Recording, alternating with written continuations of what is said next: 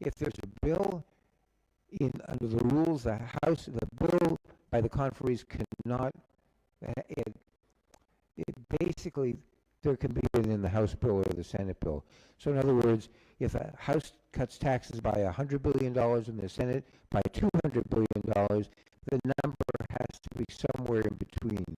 It can't be outside that number of 100 billion. It can't be outside that number of 200 billion. So it's got to be somewhere in the middle. In addition, you can't add new areas. If it's a tax bill, you can't add in the conference a bill dealing with education that's totally unrelated. Okay, let's move to the next slide. Now, the conference has to have at least one public meeting where the entire public is invited.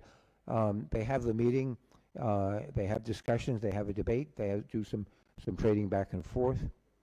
And then a lot of what gets done in conferences in private, telephone calls and private meetings and discussions. That's the way we did it at the Budget Committee. So we'd have a conference, but there was a lot of horse trading. Let's go to the next slide. Finally, there'll be a conference report. When there's an agreement, a majority in the House has to support the conference agreement, a majority in the Senate. They will sign the conference report. They'll send it back to the House, send it back to the Senate. The House and Senate pass it, and then they send it to the President. The conference report is very important for judges, because when a bill goes to the courts, the conference report is the document that the judges look at to understand what did Congress really mean when it said this or said that. Sometimes the word's not clear in the law, but the conference report will make it more clear. Okay, let's go to the next slide. Now, what I've explained is the rules, but in fact, it doesn't always work that way. Sometimes there are different processes. There's one process we call ping pong. The House passes a bill, they send it to the Senate changes it, they send it back to the House.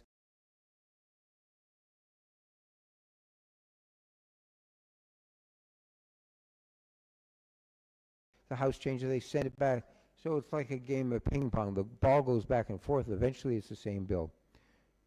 Sometimes there's just leadership agreements. The Speaker and the Majority Leader sit down and they work it out. And then that's the conference agreement. But that's basically, there are different ways of doing it. Sometimes you have to pass it quickly, and then you don't go through the conference. The conference is a long, time-consuming, elaborate process. So those are how the House and the Senate resolve the differences. That's all the slides I have on this. And as I said, it is a very complicated relationship, but ultimately it has to work to get anything done. Thank you very much, Mr. Tom Khan, for that insightful presentation. Honorable members, we'll have our discussant, and after that, we will link this presentation with the topic number 16 after. Then we can have plenary for the two sessions. Thank you very much. You may take us your seat.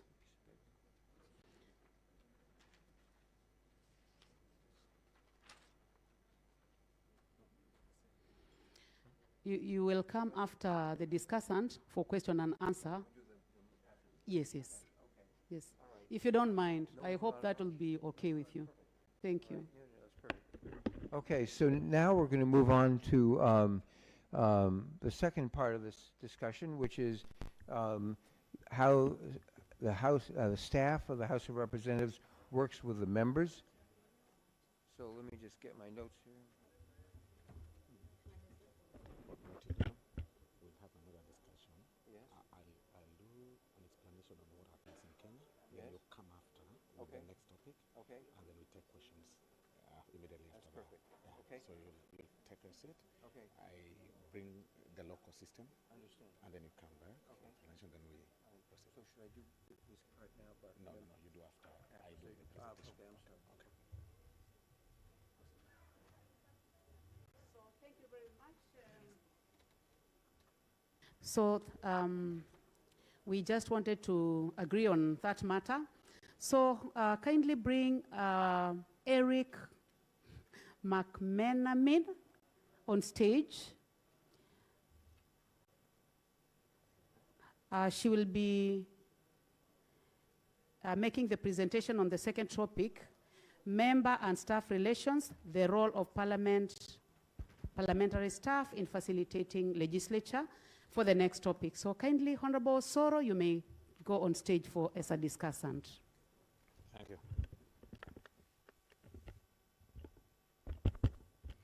Thank you very much, Honorable Chair, honorable members, and thank you very much, Mr. Tom, for that presentation.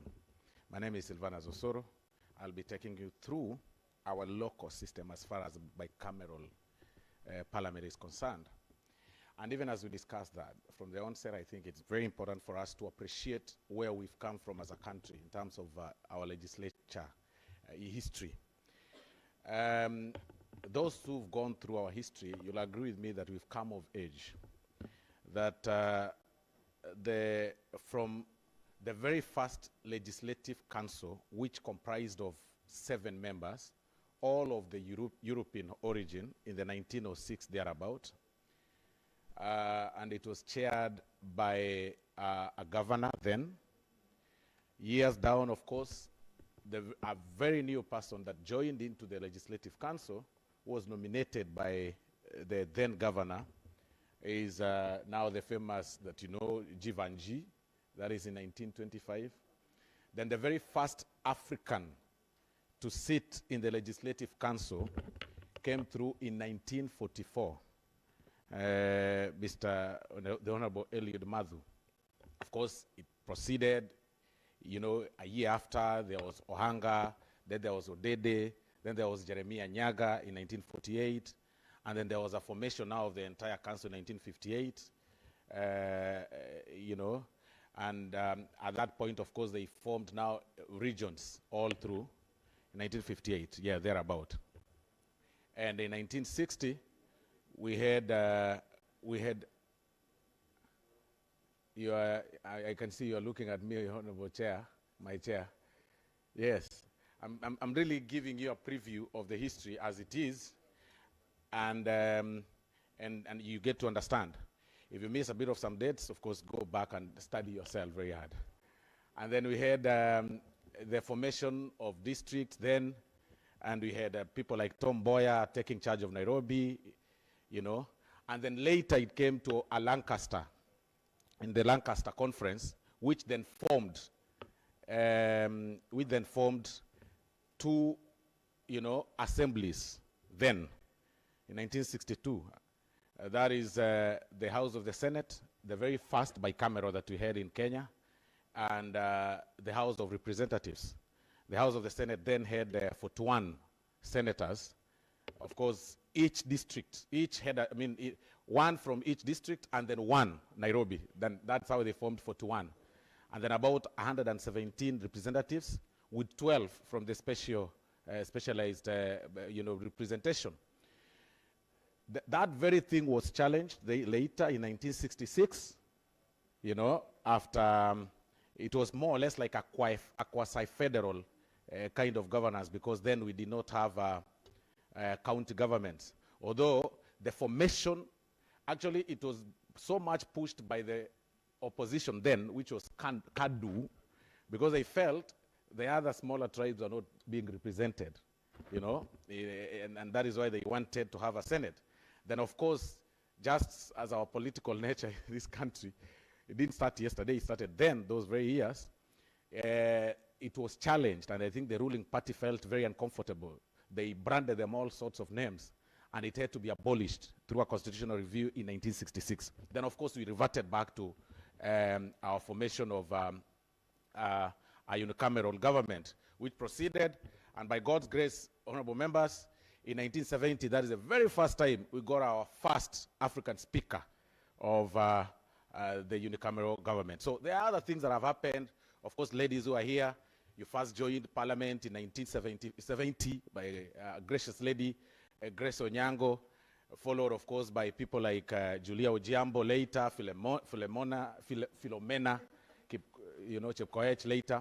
And years back, years passed all through until now 2010, when again Kenyans were given an opportunity to form, or rather to change government. Now in 2010, when Kenyans were given an opportunity to change government, to change the constitution, they opted to have a bicameral government, now with a structure of a devolved, a blend of a devolved units and then a bicameral parliament. And the Senate formation had a different history, or rather reasoning of formation, than what we had in the 1962. Because then it was about the smaller tribes. This one was to manage, or rather to do bills that relate to the county governments, the Senate that we're having so far. And the national government, of course, was a house that is set for people's representation and making laws. And so Parliament generally was formed and enacted as provided for under Article 93 of the Constitution of Kenya, which of course recognizes the two assemblies, the National Assembly and the Senate.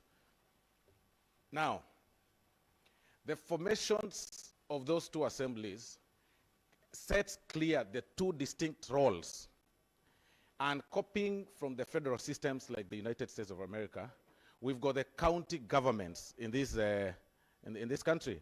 And the Senate has got exclusive, some exclusive jurisdictions, and so does the National Assembly. There are things that the Senate can do in concurrence, of course, with the National Assembly, and there are things that the National Assembly enjoy exclusively without the concurrence of the Senate. Although, since the formation of the two assemblies, of course, we've had issues. There are other things. Sometimes the Senate feels, we bypass their responsibilities on matters, county bills, and then, of course, there is one landmark that they went to court, I think there in 2019, thereabout, where they went to court under petition number 284 and 353, sibling rivalry, and they went to court and challenged 23 acts of parliament that were passed by the National Assembly. And the learned judges, Justice Anthony Ndungu, sitting together with Jairus,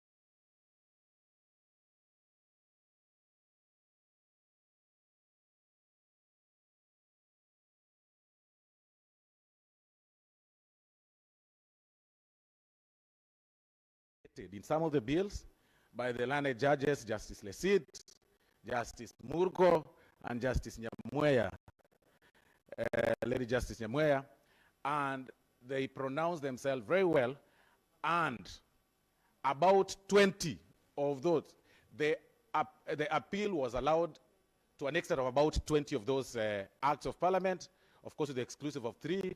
That is about the Kenya medical supply. I think it relates to medical supplies amendment, the Societies Act, and the Equalization Fund. So, ladies and gentlemen, how we work in the National Assembly and in the Senate, at times the Senate, as it is in normal layman's language, outside there the Senate will say, we are the upper house. And at times, of course, the National Assembly feels that, you've got the upper hand. But we all have distinct responsibilities and roles to play, separate from each other. For example, the Senate has got exclusive jurisdiction to impeach governors, which you can't as the National Assembly. That is exclusively on them. They have that responsibility on matters, that touch exclusively on the county government. However, every bill, there is a way I define it within my head myself, that anything that is within county government, not everything that we pass in the national government the National Assembly that requires to go to the Senate. But several bills that originate from the Senate must pass through the National Assembly. That now explains this question, who is upper than the other? Sorry. That explains. Things to do with money bills, it clearly shows. Things to do with money bills. The framers of the Constitution were certain that if you allow things to, if you allow different powers to come up with legislation as far as money is concerned, then you will bring a lot of squabbles, and of course people will suffer. And that was set exclusively, or especially on matters to do with the taxation and levies and stuff like that, to the National Assembly. And that is why, honorable members, it is important for us to know that even as we sit in the House, we've got a higher calling. At times, of course, we fight and debate and, on seniority and what happens and stuff like that. And to some extent, it goes to the media. By the way, it's important for me to say this, Mr. Tom, that just as the United States, locally also, at times when we do not agree on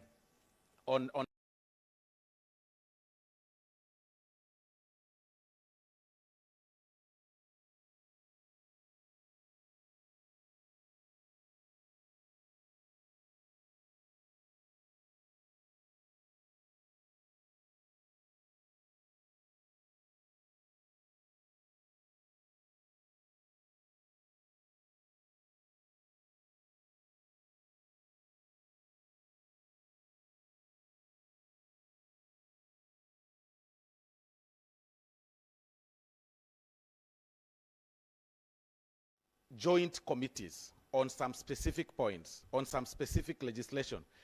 When need arises, a joint committee of a certain committee in the National Assembly will sit with another committee, will sit with the committee on, from the Senate, and then discuss on some basic matters. So, ladies and gentlemen, we have come of age, and it's very important for us to appreciate our history and our formation. We are enjoying such unique system of governance, not, of course, Africa, some of the African countries like Lesotho have got similar setups of bicameral government. That very small country from the South African part has got such kind of system. But the Senate is slightly left as a preserve of the Prime Minister then, because that is a monarchical country. But our country is a bit unique in terms of our setup, in terms of how we do our bills, in terms of how we work together. And the only way these two houses, these two assemblies can continue working together is to maximize on consultations. And that is why you've heard His Excellency the President say that we do not want to get to the level again that these two governments or these two serious government units, assemblies, take each other to court again on matters legislation. That we've got to encourage, mediation. We encourage consultation before anything goes out of hand. And of course, I know there are a few possible matters that are in court, active matters that are in court, but those are subject for review in years to come. So, ladies and gentlemen, you are the upper house. Thank you very much.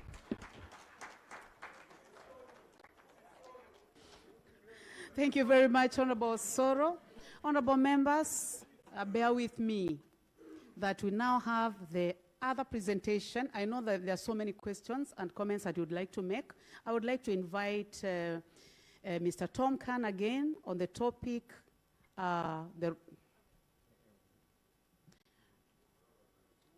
Okay, Erin, I would like to introduce her. It's the first time that you're going on stage.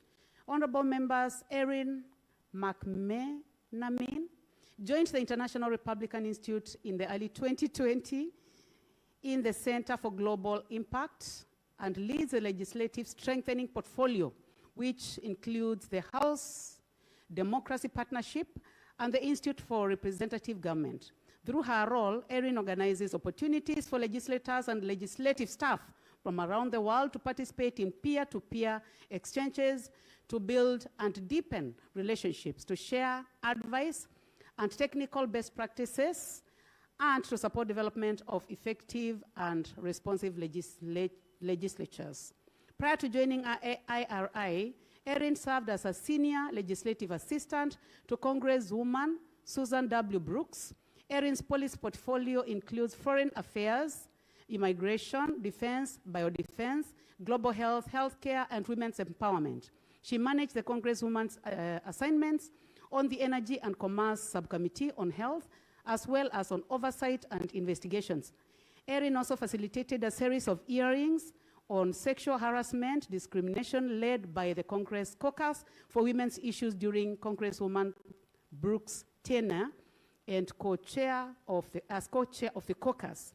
Additionally, she advised the Congresswoman in her role as co-chair of the Congressional Study Group on Germany, which aims to strengthen the transatlantic partnership between the US House of Representatives and German Bundestag. Erin earned her Master's of Public Affairs, concentrating international development and policy analysis, as well as a BS in Public Affairs and BA in Near Eastern Studies from Indiana University. So help me to welcome her.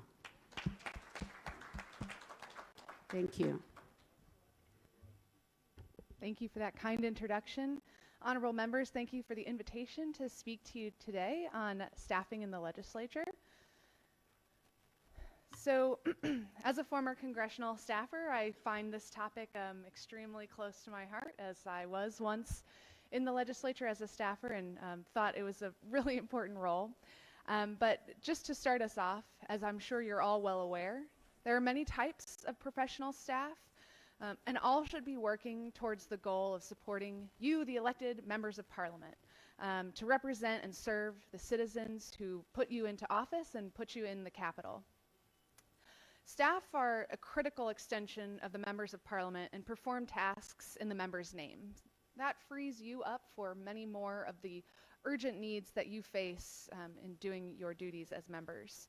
Staff allow members to conduct more work in their own name than the MP would ever be able to do in their own time. So I would say time is one of those great gifts that staff can give to you, the members. So in the United States, most of our staff members are partisan staff, meaning that they are there as a representative of the Republican Party or the Democratic Party, and they're hired by partisan members of the Congress to support the same policy agendas. So political staff join the legislature to support a specific MP or the party to advance those policy priorities, as I just mentioned. Political staff sometimes enjoy the trust of MPs a little bit more because they can be sure that the policy goals and views overlap and are aligned. However, nonpartisan staff are also vital resources that can inform members of parliament and other staff on institutional knowledge, historical data, and process or procedure.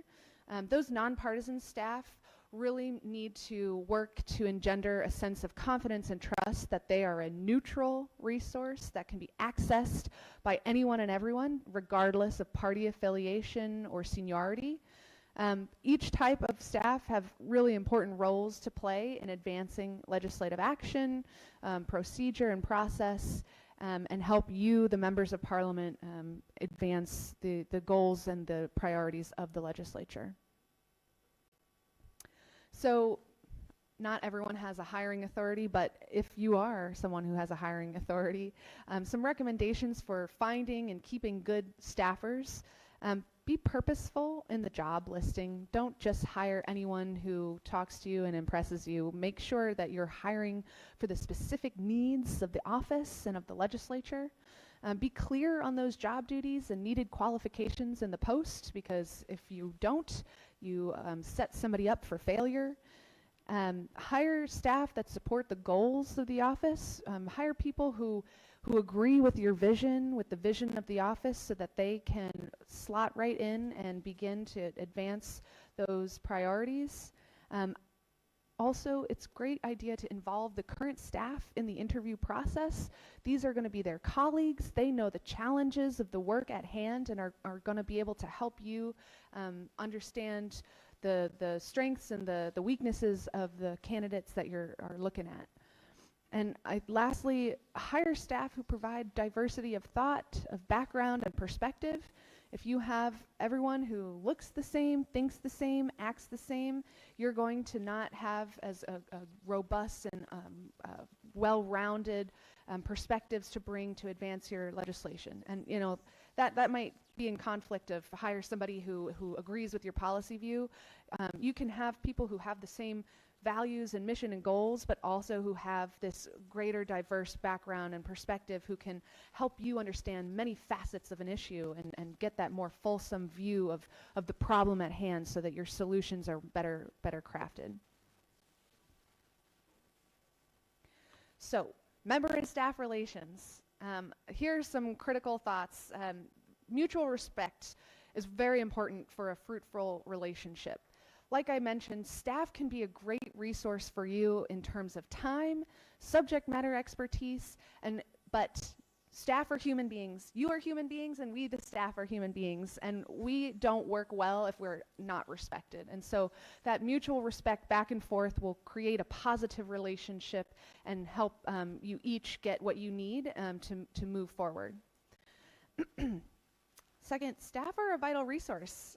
You know, you should utilize them. I know that especially new members, they think, I got here on my own, I need to do all this work on my own, and I'm the person who it needs to push things forward. But delegate, delegate, delegate, delegate. There are great, smart staff members who can help you get your goals forward, and you don't have to do it all on your own. So staff are experts whose opinions have merit.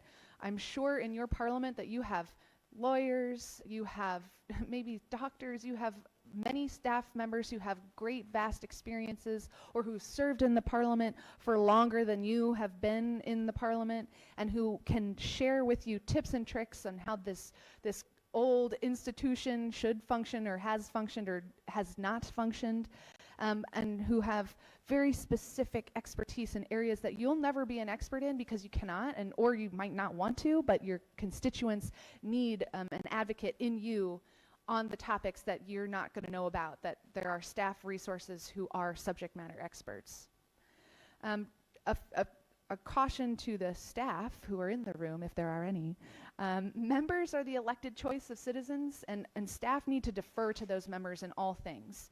Yes, staff are experts, staff are professionals, and their opinions matter, but at the end of the day, citizens put an MP into the office, and so we, the staff, need to defer to what those members want and need and their choices.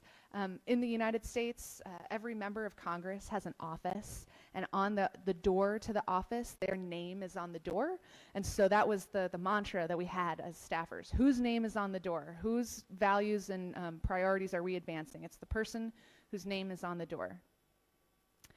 And that kind of leads into my last little point, is that certain decisions and actions should only be done by elected members of Parliament. I know that there are many staff members who served in Parliament and in the legislature for many years, and they might feel that they are entitled to make some choices, or they might know better, but again, at the end of the day, staff are unelected, and so their contributions must be at the pleasure of the member who is elected.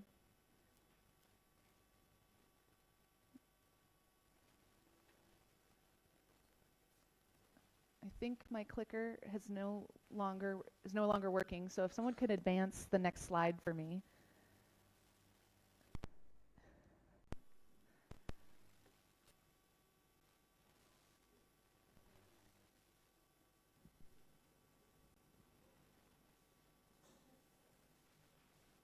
Oh, there we go. Okay.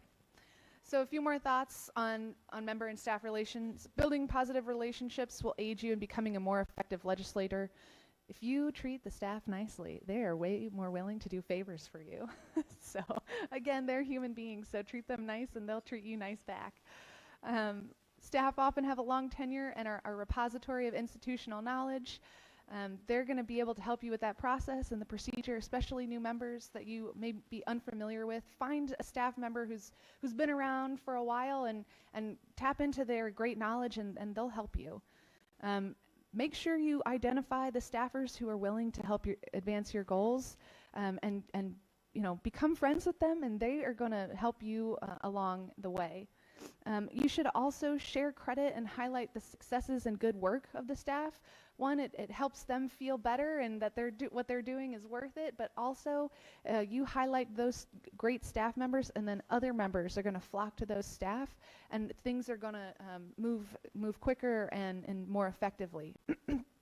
And also, really important, leverage the relationships that staff have cultivated alongside their technical knowledge.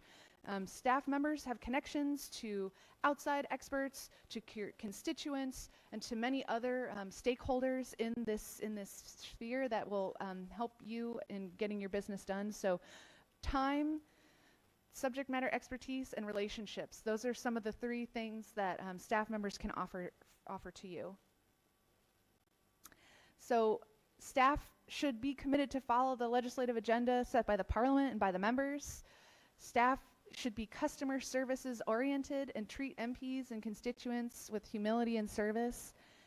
It's really critical that staff understand how the legislature works and in their policy area, so that they can navigate the systems and laws. And MPs, I encourage you to empower staff and delegate appropriately so that they can advance and make those decisions that are necessary. So that's the end of my presentation. I hope it was useful and look forward to your questions.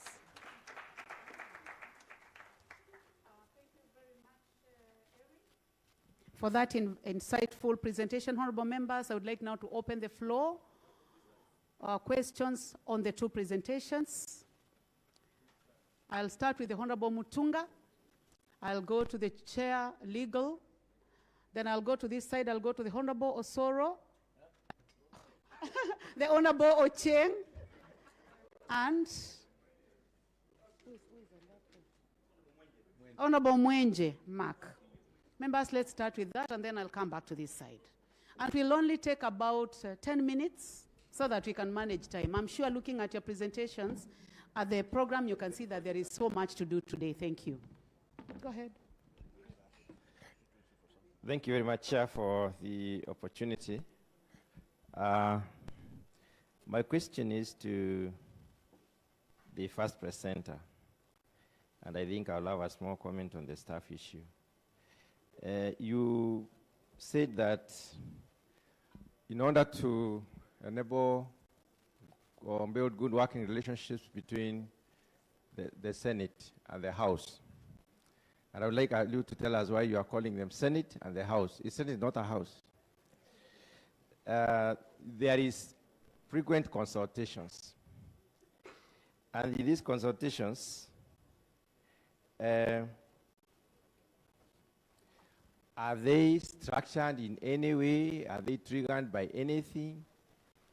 Are they basically used to resolve the conflicts, or they are just consultations that probably help in building relationships? Now, there are consultations between the 2 houses, all right? But we believe the 2 houses also consult the public, what we may call public participation in the process of legislation. Now, how is this public participation organized? How is it structured? Do we have some pieces of legislation that guide that particular process? And if we have such legislation, how has it ordered in the event that people may go to court and imply that or impugn that there hasn't been sufficient public participation, and they challenge the public participation aspect on account of the laid down, provisions of the legislation? And finally, how do you avoid confusion when it comes to legislative making? Because, like what the Honorable Soros said, the Kenyan case is slightly different. There are some clear provisions or clear responsibilities of the National Assembly, and we have some clear responsibilities of the Senate. However, when it comes to the American system, as you said, they make laws, and these laws, cut across. Finally, a comment on the staff. Madam, you said that MPs should identify the staff who are able to help them achieve their goals. How can you please describe that process a little bit? How do they identify? How do they know who to work with? Is it that a committee based on their mandate, also define whom they want to work with. Thank you. Thank you. Next, and honorable members, take a minute to ask. A minute. The next round Thank will you. be for the women members. Thank you very much. I'm sorry, a minute may be a bit too short, but let me try to squeeze it. Thank you very much, presenter, Mr. Tom Khan, and the discussant, Honorable Osoro. I just want you, Mr. Tom Khan, to confirm what Mr. Osoro, Honorable Osoro has said, that the National Assembly is actually the upper house. It is the superior house as far as the Parliament of Kenya is concerned. The reason I say so is that in as much as both houses pass laws, the laws that are passed by the Senate are highly restricted. And in most cases, they have to come to the National Assembly for concurrence before they become law. The Senate deals with only laws that touch on the devolved units, that's counties. But the National Assembly has jurisdiction over all other laws in the country, and especially money bills. Money bills include tax bills. The National Assembly also approves international treaties and conventions. The National Assembly has the power to impeach all civil servants, all the public servants, state officers, except the presidency, where it is co-shared with the Senate. In view of this, and in your own estimation, if the question comes, which is the upper house, what would be the answer? Thank you.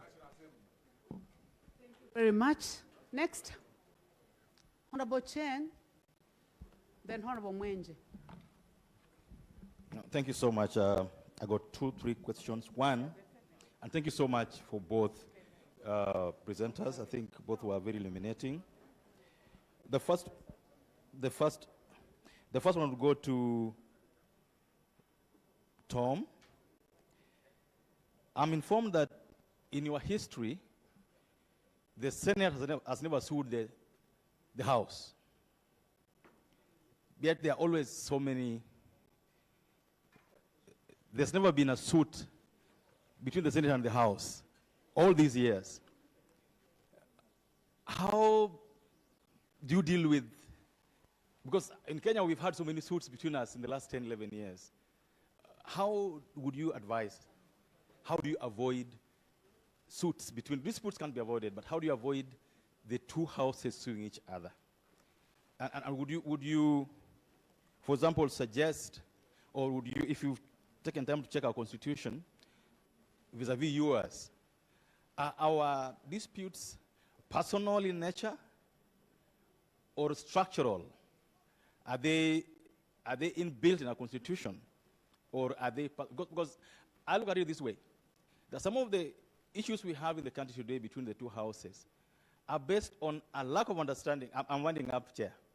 A lack of understanding of those who run for these seats. There are guys who come to the Senate, didn't read the role of the Senate, and they want to carry out the role of the National Assembly in Senate. There are those who come to National Assembly, didn't read the role of the Senate, they want to have the Senate. How do we marry these two? And finally, to the lady who presented on the staff. Now, the staff in Parliament are able to get a lot of experience in their work. What would you suggest to members? Because in our country, once you leave office, your staff go with you. And somehow they will never be able to use that experience elsewhere. What would be your suggestions to ensure that the staff and the experience they get in their service to members can be continued? Thank you. Thank you very much. We can make the questions short so that we take another round. Thank you very much. I'll try to summarize, because my questions have been covered by the other members. My first question is to Tom Khan. I wanted to understand what's the level of civic education on the separation of powers, of the duties between the two houses. That's the Senate and the representatives, because one of the issues we have in Kenya is, as my colleague has just pointed out, is the electorate does not know what each house is supposed to do, and that leads to a bit of conflict. Second question goes to Osoro. This is direct, Mheshimiwa. Are we going to allow the CSs to go on the floor of the Senate? Because I believe that will lead to a conflict. That's something that has not been cleared, and I think if we allow all this, with the way we are going to allow the cabinet secretaries to come on the floor of the National Assembly, if the Senate replicate that, will that not lead to a conflict? Finally, on the issue of the staff, I think this is quite an important issue for all of us. In Kenya, some of the staff mistakenly believe we were elected together. Yeah, in fact, some guys in the CDF offices, that's what they believe. Is it the level of training that we've not done well? How does the US do it to ensure we get, because I've got staff, but I'm struggling to get them to assist me with my specific roles as a legislator. So I find I'm doing quite a bit more. Is it the training that's not there? What is the issue? Where are we going wrong as a country? Thank you. Thank you.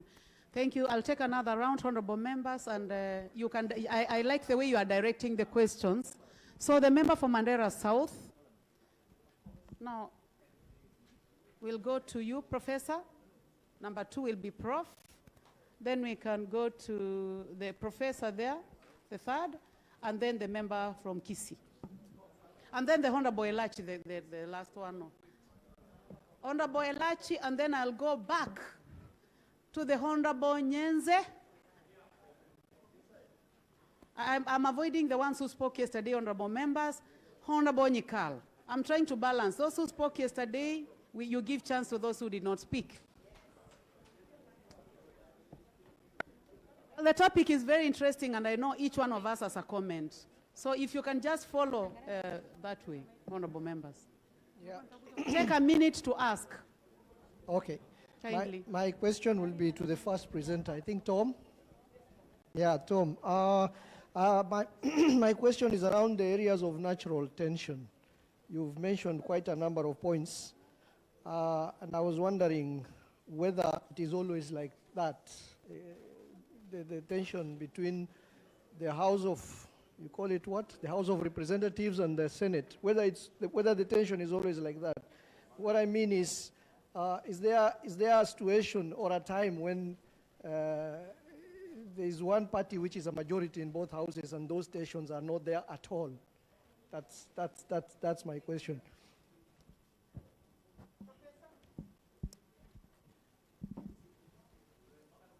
This house has many professors.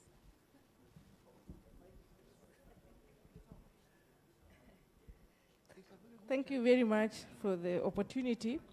My question is directed to Tom, and I would also appreciate Silvanas and Eric for the presentations.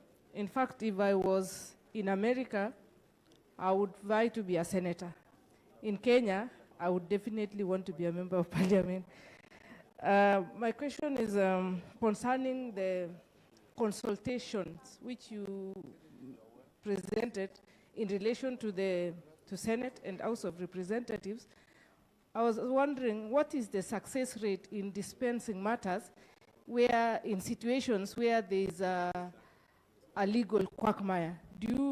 What is the success rate? Because I'm imagining if it is, you consult and consult many times, do you dispense matters faster, or sometimes you get into a scenario where you get into a legal quagmire? Thank you very much.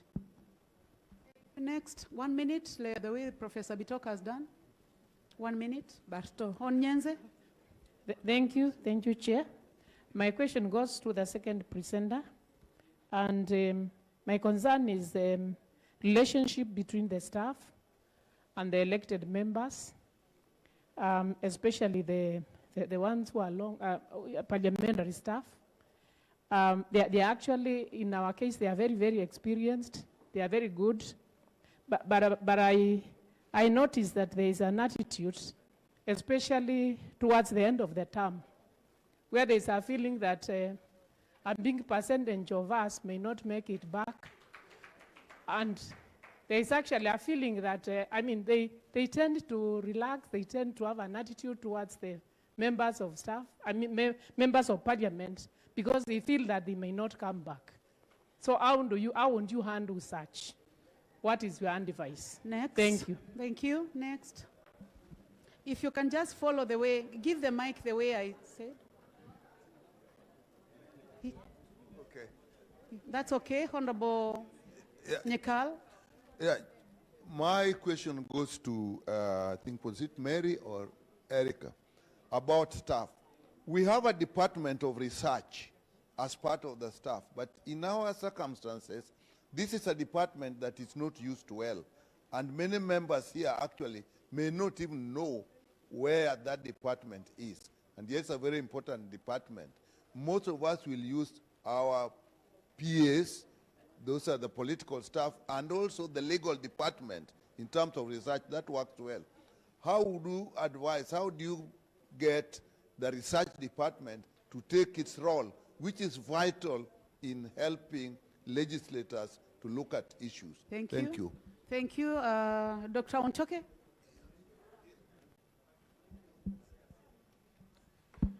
Thank you, Chair. My question is to Tom Ken. I understand that in the United States of America, there are about 7 or so native nations, Navajo, Cherokee, and others. I'm just wondering how they support or undermine democracy or unity in the USA, so that maybe we can borrow some of those experiences for us, because in Kenya we have a number of communities, or otherwise we describe as tribes. Thank you. Thank you very much. Professor, next.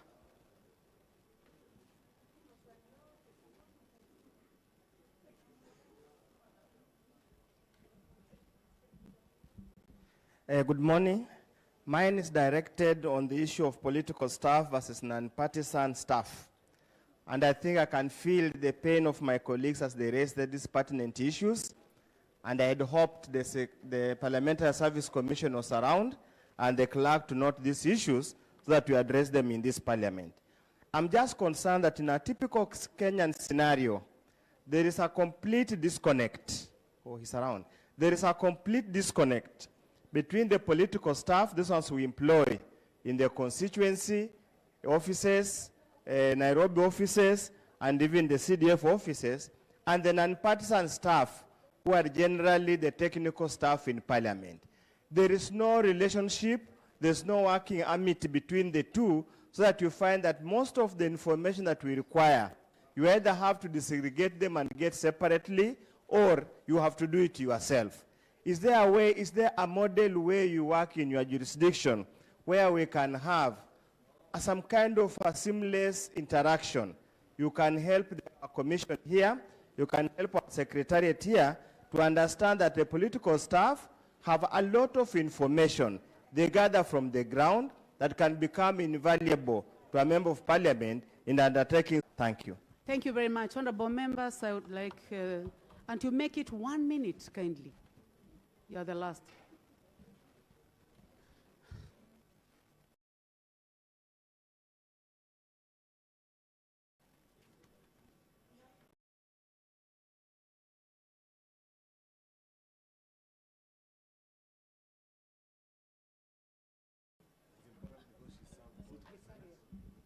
I'm giving you a chance because you serve.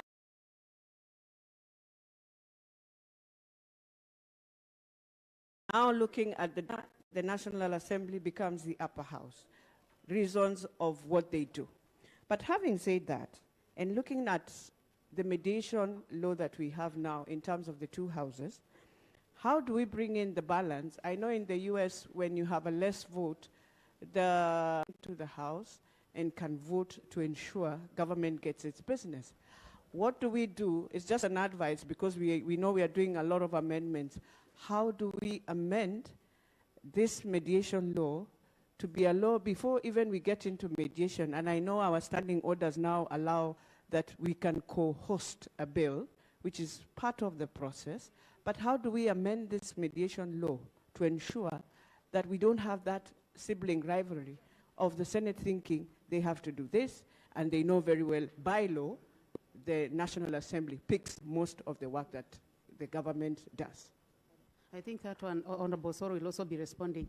Honorable members, I will not be making another comment, but I noticed that the presentation by Mr. Khan had the upper house, Senate, in the USA situation in quotes. And I took that very, very seriously. And he also said that the people's house is the powerful house. And the people's house seems to be the house of representatives. And then I kept thinking that it looks like the Kenyan situation, the people's house seems to be the National Assembly. I kind of, honorable members, agree with the Honorable Osoro that the house that is closer to the people is the National Assembly. Honorable members, I would like to now give a chance to Mr. Khan and Ms. Erin to respond. Kindly make the responses very summarized because of time.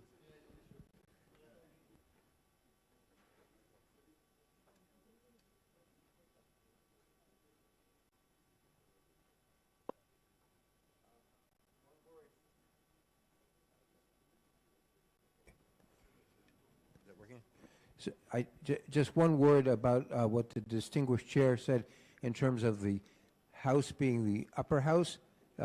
Having worked in the House of Representatives for 33 years, I would just like to say one word in response: amen. The House is the upper body.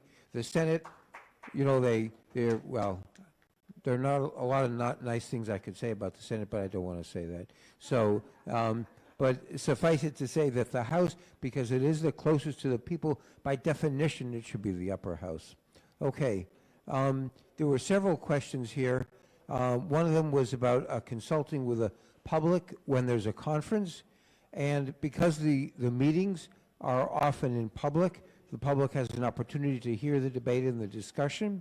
Some of it is on C-SPAN, which is our television. The press covers it. The media in the United States, I think, like here, is very aggressive in asking questions. And then the people respond. They write letters, they send emails, they pay visits. The second question is,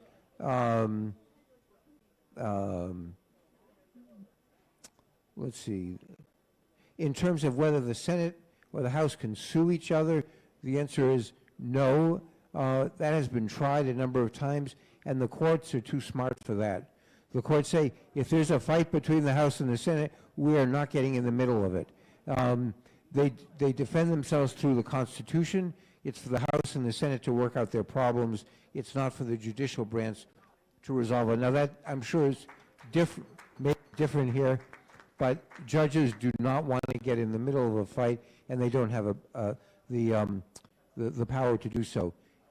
In terms of civic education, it's a great question, because honestly, the voters do not understand the difference in the roles between the House and the Senate, and we need to do a better job in our country in terms of educating students, especially in schools, and voters as to the different responsibilities.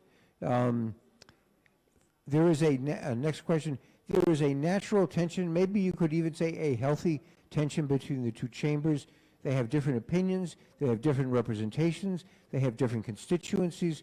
It's logical that there would be tension, but that tension has to get worked out in order for anything to get done. And also natural if they're under the control of different parties. Somebody asked about the success rate in conferences. The answer is generally very high. Why? Because if they're in conference, it means that there's an enormous support for the legislation and everybody wants a deal. The only question is what the deal will be, but it doesn't always happen. There have been conferences between the House and the Senate, and the bills actually die.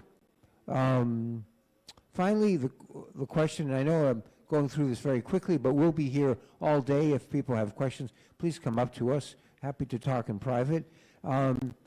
We don't have, we do have representation in terms of Native people narrowly. We have, for example, a representative from Guam. We have a representative from Puerto Rico. We have a representative from the Virgin Islands. But, you know, the United States has got so many, and then there's a possibility that some Indian tribe actually may get representation. That's in the courts. But we have so many people in the United States. I mean, thousands and thousands of nationalities that it would really be impossible to do so. Though I know we're running out of time, so I'll make my comments brief, but like Tom said, we're going to be here for the rest of the day, so please do find me if I don't answer the question as fully as you might like. So I think the first question that I would like to address is how to identify staff that are good to work with. Great question. I think it's really important that members of Parliament get to know as many staff as they can.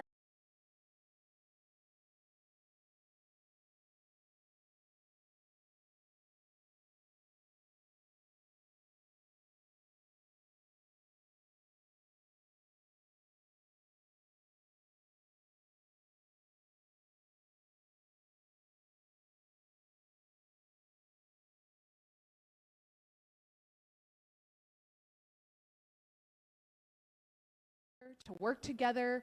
When I was in the Congress, my boss made it a goal for our office to have 3 coffees a week, and we would have coffee and meet with the staffers in the Congressional Research Service. We would meet with staff members in other offices, and I would get to know them and make friendships and relationships, and that helped me do my job better and advance my boss's goals and priorities.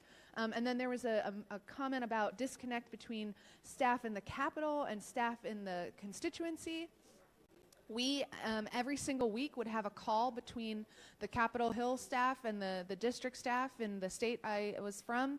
And we, even though we didn't see each other very often, I spoke with my colleagues every week and pretty much every day. And so that made us more familiar with each other.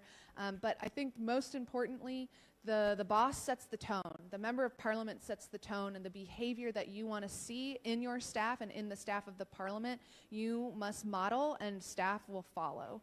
And I think lastly, I just want to encourage members and staff to utilize those department resources like the research staff, the legal staff. I'm sure that you have many offices that are specific resources and expertise. Do use it, encourage your staff to use it, make the time to meet with them, and you will be more effective in advancing your priorities by using those experts at your disposal. So I think I'll end there, and find me outside if you have any more questions. Thank you so much. Thank you. Honorable members, let's appreciate their responses. Thank you. Honorable Soro. Honorable Mwenje, I think my question is from Honorable Mwenje on whether the amendment on the standing orders, will, or rather, the CSS should appear both in the National Assembly and the Senate. What I'll answer is that there are such are the discussions that we're having in the leadership framework. But again, it's important for us to know in the National Assembly, we are the people's representatives. And most of these questions, and that is within the law. And I think Honorable Elachi,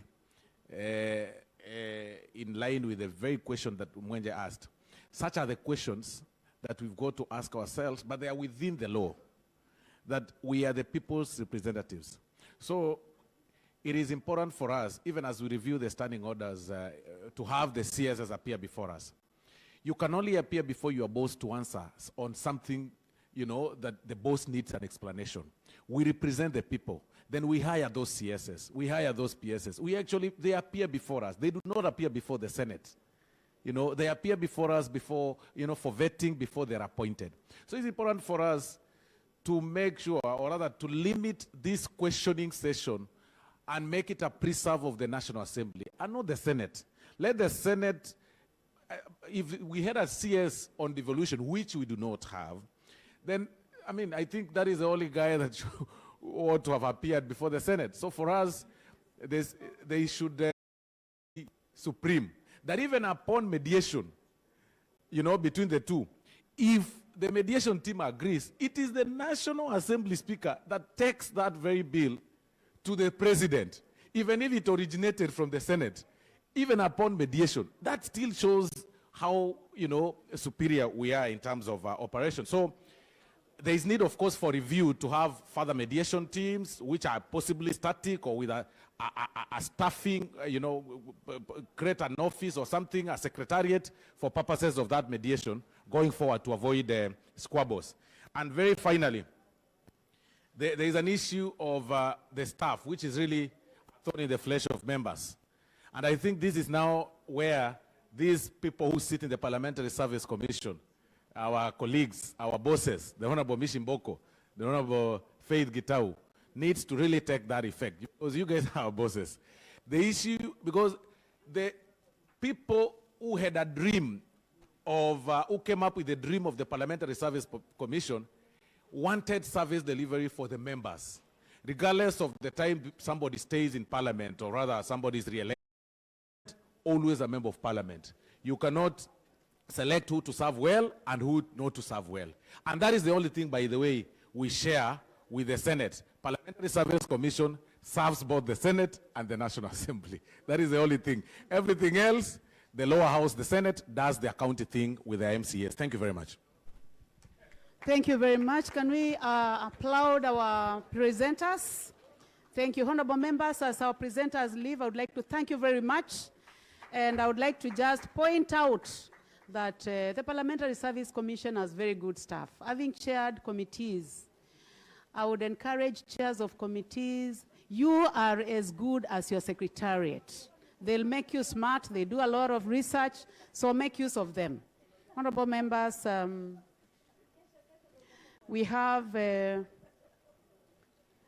we will be concluding. I would like you to bear with us in terms of making changes. It is because of the presenters that we have and others who have not arrived. So we have the Honorable Olango Aluoch in the House, former Member of Parliament. I would like to invite you. And also the Honorable Dr. Chrysantas Wamalwa, CBS. Please come on stage. Let's applaud them as they come. Honorable members, after this, we'll be having another session which will be concluding this morning, basics of parliamentary pension scheme. I encourage you to stay. It will be a closed door session with honorable members only. So kindly, you need to wait for this particular one. Thank you. You are most welcome.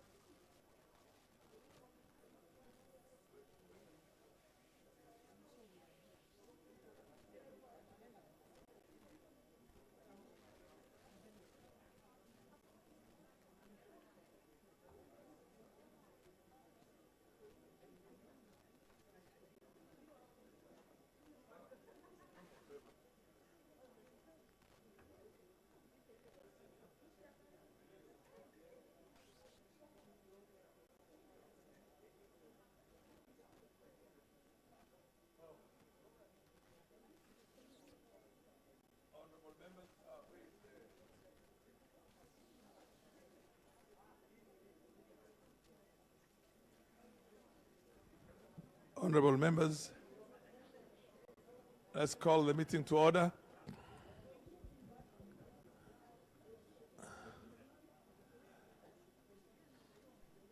This morning, the discussion topic is the making of an effective legislator. Expectations, the reality, and lessons.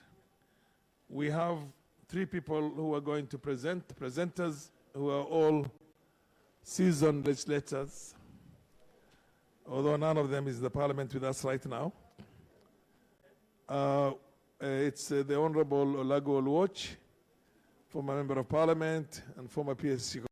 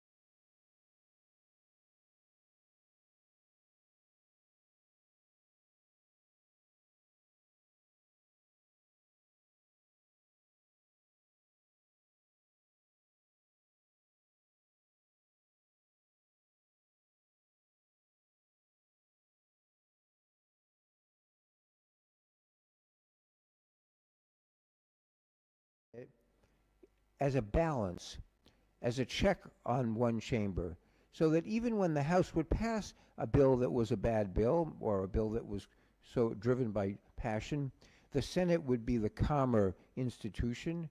Thomas Jefferson was once asked, why do we have a House and the Senate? He was asked by President Washington, and Jefferson said, you know, it's like hot coffee. You take the hot coffee, and before you drink it, you pour it onto a saucer, you let it cool down, and then you drink it.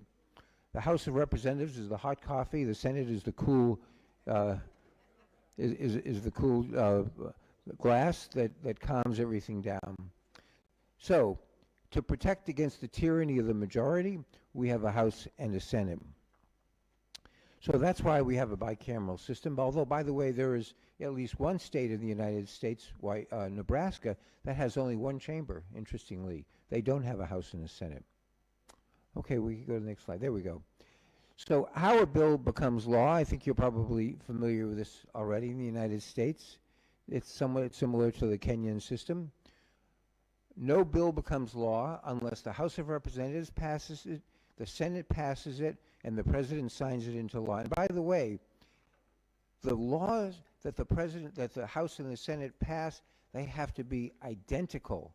There can be no differences between what's in the House bill and the Senate bill. They have to be the same bill in order for it to become law. In fact, there was one case, one time, when a bill passed the House and passed the Senate, the President was about to sign it, and they found that there was an extra period in the House version but not the Senate version. It didn't become law because they were different bills. Even though it was just one period, it had to go back to the House, it had to change, and then go back to the President. So this is how the system works. Somebody has an idea, they write a bill, they debate it in the House passes it, it gets sent to the Senate,